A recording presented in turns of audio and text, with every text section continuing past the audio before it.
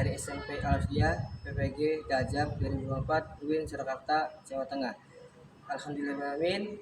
Pada kesempatan hari ini saya akan membuat video pembelajaran.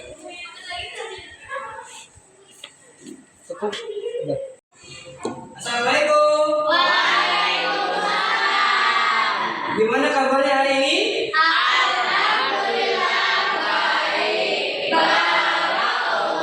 Alhamdulillah, pada kesempatan hari ini kita bisa berjumpa berkumpul lagi dengan pembelajaran ruksah dalam sholat untuk beribadah. Nah, baiklah, sebelumnya nanti Pak Andri akan mengabsen dulu ya. Tapi sebelum mengabsen nanti Pak Andri akan berdoa. Silakan mangga untuk ketua kelasnya Fadil untuk berdoa bersama-sama. Ibu silakan. Sebelum belajar alangkah baiknya berdoa. Berdoa mulai.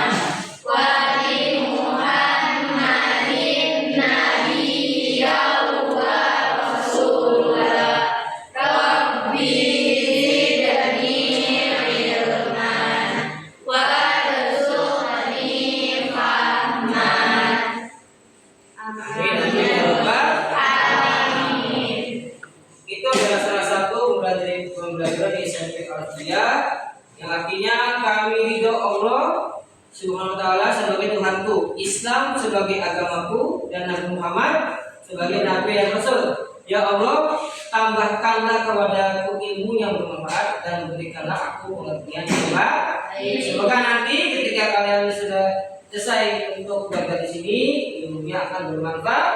Amin. Nah, setelah itu, sebelum kita belajar, alangkah baiknya untuk merapikan kursi dan meja dulu. Jangan lupa dilihat dulu kursi dan mejanya. Tapi belum? Sudah semua?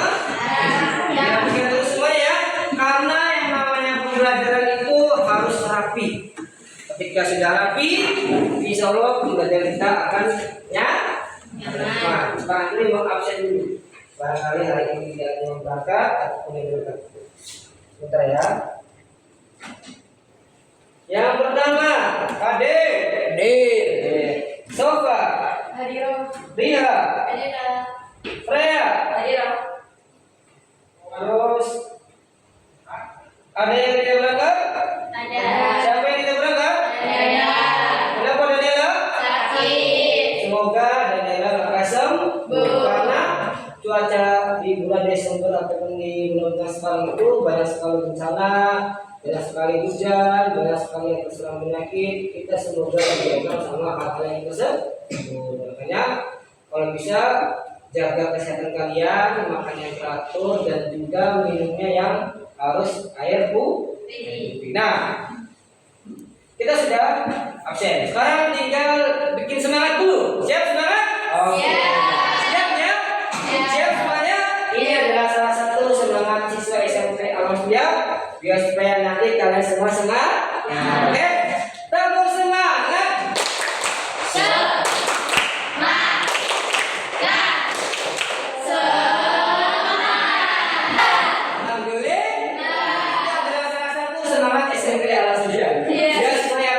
Biar supaya jiwa raga kita ketika kita belajar itu harus semangat. Mau ulangi? Sudah, cukup ya? Cukup. Nah, selanjutnya di sini Pak Andri akan melangkah-langkah dalam artian tanyakan gambar. Nah, salah satunya adalah sholat dalam keadaan sakit. Nah, sholat dalam sakit. Sakit itu sakit apa? Apakah sakit hati? Apakah sakit kiri dengki? Apakah sakit karena hal-hal yang tertentu? Itu adalah satu sakit ya, yang menyebabkan apa? Siswa ataupun manusia itu dalam keadaan lemah. Tetapi kelemahan kita bukan berarti ketika kita Pak, kalau seandainya kita tidak sholat boleh tidak? Tidak, karena kita agamanya Islam. Salah satunya. Nah, Islam mengajar kita untuk khusyuk dalam sholat ibadah. Salah satunya adalah dalam keadaan sholat dulu. Salah satu yang gambarannya. Yang kedua adalah berubah. Kemarin adalah salah satu contoh bahwa sholat itu ketika tidak bisa berbaring, karena diperbolehkan dalam artian di sini sudah dikasih tahu ya. Terus nanti di sini silakan ada beberapa siswa yang harus tahu kegiatan ini mengorganisasi siswa untuk belajar. Salah satunya adalah tentang apa sih usul sholat. Nanti akan diapakan oleh saudara Freya. Untuk Freya bisa maju ke depan untuk memaparkannya. Silakan untuk Freya.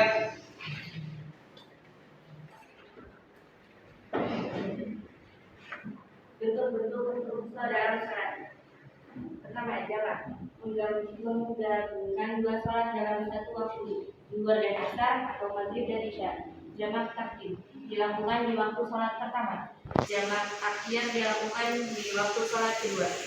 Yang kedua, qasar, meringkas jumlah rakaat sholat yang 4 rakaat menjadi 2 rakaat, zuhur, asyar, dan isya. Ya, terima kasih. Tepuk tangan buat Freya.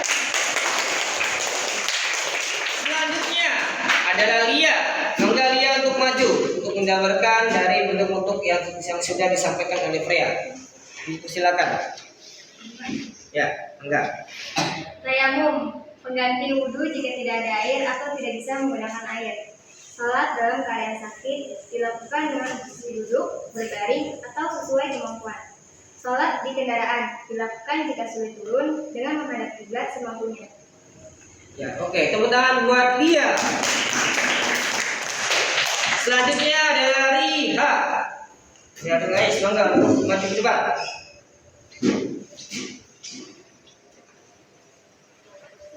Syarat jamak dan qasar. 1.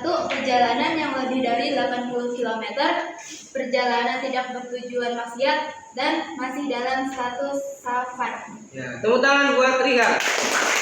Itu ya, itu adalah salah satunya ya. Dalam artian di sini itu ada dua. Yang pertama adalah untuk orang yang sakit, yang kedua adalah untuk yang safar dalam artian perjalanan jauh. Nah, sekarang sudah dijelaskan yang namanya sakit itu seperti apa. Ya kan, tidak tahu? Tidak tahu. Sekarang yang tentang perjalanan musafir. Kemudian boleh tidak musafir untuk meringankan sholatnya? Boleh. Nah, salah satunya kendaraan apa saja yang boleh untuk melakukan sholat? Apa untuk sholat? Pesawat. Untuk sekali. Yang lagi? Kereta. Kapal laut. Boleh nggak sepeda? Tidak boleh. Tapi jika sepeda itu kalian, Pak, saya mau dari sini mau ke Bandung memakai sepeda, itu diperbolehkan. Tapi kalau jalan dekat itu tidak boleh. Makanya kita ikuti syariat.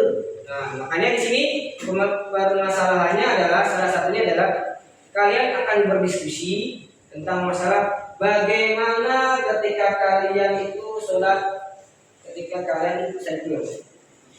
Seperti apa sih sholat syariat?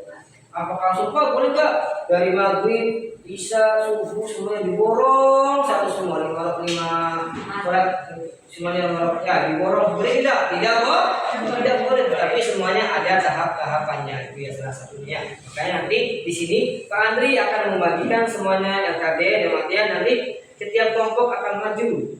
Nanti di sini siapa saja yang akan maju. Dalam artian ketika kalian sedang beribadah, biar supaya khusyuk, bagaimana caranya ketika sholat. Contoh, Agi selain di bis, di kereta pun bisa sama. Kereta itu kan ada yang menghadap hadapan. Boleh tidak Pak sholat berhadapan? Boleh. Kiblatnya nggak ada, tapi yang penting niatnya. Tidak mungkin ketika kita ingin Pak, saya mau sholat di dalam kereta tapi menghadap kiblat. Ketika menghadap kiblat, Allah goyang, kan nggak mungkin. Tapi dalam kursi saja, contoh gini. Contohnya adalah ketika nanti di dalam kursi, Allahu Akbar. Nah, nanti gini. Oke, itu adalah salah satu contohnya. Semua itu seperti itu. Tapi intinya pada dasarnya adalah tidak boleh kalian tidak sholat, karena sholat itu sangat penting bagi umat muslim. Di sini nanti Pak Andi akan membimbing kalian untuk mengelompokkan dalam kelas sematian tugas. Salah satunya adalah nanti tugas yang akan Pak Andi berikan adalah Yang pertama nanti tugasnya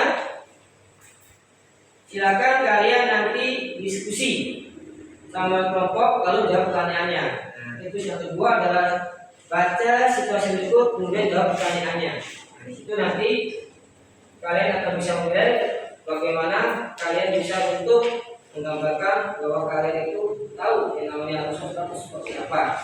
Karena di sini sudah dijelaskan dalam ayat Al-Baqarah, Allah tidak membebani seorang kecuali menurut kesanggupannya.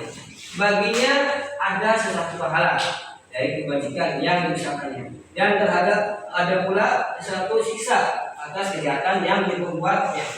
Mereka berdoa, wahai Tuhan kami, janganlah engkau hukum kami jika kami lupa atau kami salah. Wahai Tuhan kami, janganlah engkau bebani kami dengan beban yang berat sehingga sebagaimana engkau bebankan kepada orang-orang sebelum kami. Wahai Tuhan kami, janganlah engkau pikulkan kami kepada apa yang tidak sanggup kami menempuhnya.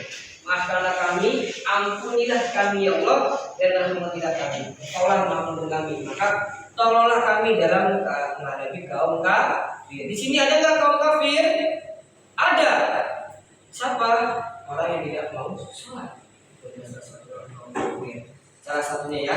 Nanti hari ini Pak Andri akan memberikan tugas membawa kepada kalian. Silakan nanti berkelompok. Kelompoknya nanti karena ini kelompoknya banyak, berarti nanti dibikin aja 4 ya, 4. Ini pada 2 nanti gabung di sini semua. Jelas ya? Sekarang Pak Andri mau membagikannya. Silakan nanti disimak. Ya, silakan boleh menghadap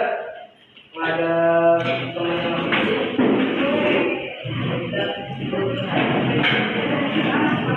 Oh ini nggak apa-apa, ngomong 4 aja nanti. Penting aja laki-laki. Jadi bisa dipaparkan ya. Itu adalah salah satunya supaya kalian bisa mengerti bahwa yang namanya keringanan itu sangat penting sekali. Nanti maju satu-satu. Nanti maju satu-satu nanti ya. Oke, nanti Patri kasih tahu modelnya seperti apa. Jelas ya? Akan untuk dipelajari dulu.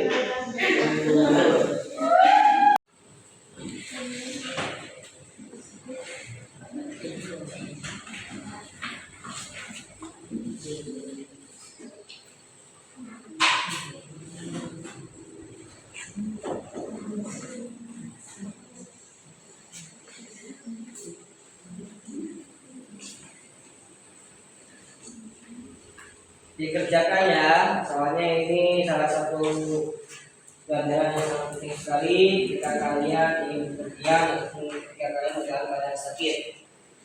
Wajib sekali kita untuk mengetahuinya, karena ini salah satu pelajaran yang harus kalian pelajari dalam kehidupan sehari-hari kalian. Maka dari itu, dimulai dari sekarang Pak Andi mengingatkan sekali kepada kalian semua harus bisa untuk mempraktekannya dalam kehidupan kalian masing-masing. Salah satunya adalah ketika kalian sakit, dan ketika kalian sedang bepergian jauh, kalian tidak sibuk dengan pertanyaan-pertanyaan ataupun kalian tidak mengerti apa yang harus kalian lakukan ketika kalian di sholat. Ya jelas ya? Jelas semua? Sudah dikerjain? Belum? Ada yang sudah, ada yang belum? Nanti pada dulu coba. Silakan ditunggu. Kok kerjain ya? Kerjain ya, coba dilihat. Udah belum? Oh belum nggak? Satu lagi ya.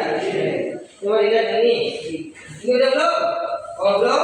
Oh lagi tulis-tulis. Ya Allah, saya terus tulisannya. Masya Allah. Udah belum? Udah ya? Udah semua? Coba dicek lagi ya. Dicek lagi sebelum kalian ingin melupakannya. Nanti cek dulu apa yang harus kalian kerjain. Jelas ya?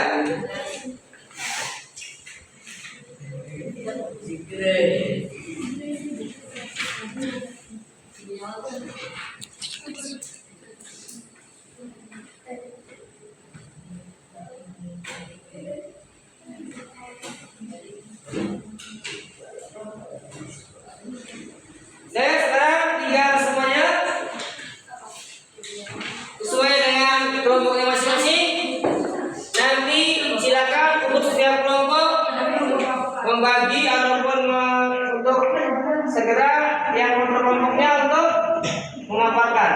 Sudah siap? Siap semuanya? Sudah semua? Sudah ya? Semua ya? Sekarang semuanya boleh tetap di dalam kelompoknya masing-masing, tapi mendengarkan apa yang Pak Adi katakan. Betul ya? Silakan untuk karya di diskusi ataupun di kelompok yang pertama, silakan ditanyakan pertanyaannya, dijabarin. Sebutkan cara-cara diperbolehkannya sholat jamak dan qasar. Jawabannya nanti zuhur dan asar serta maghrib dan isya. Zuhur dan asar serta maghrib dan isya. Benar tidak? Minta tepuk tangannya buat kalian. Yang kedua, Fadil. Nah, dilihat yang kedua. Coba dilihat. Berikan contoh situasi yang memungkinkan seseorang melaksanakan sholat dalam kendaraan. Nah, kendaraan apa saja? Siapa yang tahu? Apa? Apa yang tahu? Apa? Bus, pesawat, dan kereta. Iya, betul sekali. Itu adalah salah satu bahwa yang pertama adalah sebutkan salah satu diperbolehkannya sholat jamak dan qasar. Zuhur sama asar. Jadi nanti zuhur asar itu 2 rakaat atau rakaat. Pak, boleh nggak 3 rakaat 3 rakaat? Nggak boleh. Tapi harus 2 rakaat 2 rakaat. Jadi pertama sholat zuhur dua dulu, terus asar 2. Kalau maghrib itu nggak boleh yang namanya 2, ya. Jadi harus 3. Sholat maghrib dulu 3 rakaat, lalu sholat isya. Tuh. Nah terus selanjutnya berikan contoh kendaraan apa saja? Bus, kereta dan pesawat. Itu yang diperbolehkan untuk kita kalian khusus dalam sholat beribadah. Terus selanjutnya adalah di sini maksudnya adalah Pak Andri akan menjabarkan bahwa salah satunya yang pertama, Fadil sedang dalam perjalanan jauh ke luar kota yang berjarak 150 km. Berarti jauh ya? Ia tidak menemukan tempat untuk berhenti, sedangkan waktu sholat hampir habis. Apa yang sebaiknya Fadil lakukan? Siapa yang tahu? Aku. Apa? Sebaiknya sholatnya di jamak. Sholatnya di jamak karena perjalanannya jauh.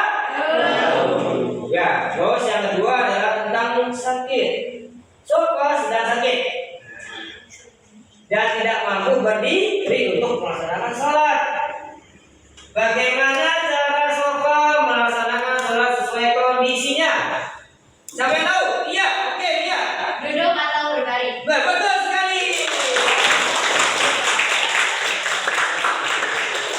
Ini salah satu murid yang paling cerdas. Ya, itu ya.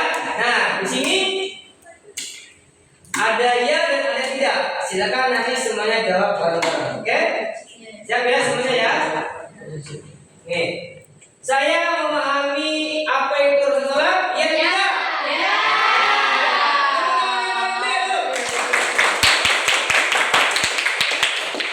Saya dapat menjelaskan syarat rukun sholat. Ya tidak? Oke, bagus. Yang terakhir, saya tahu bagaimana menerapkan rukun sholat dalam ibadah. Ya tidak? Bukan buat semuanya. Jadi di sini kesimpulannya adalah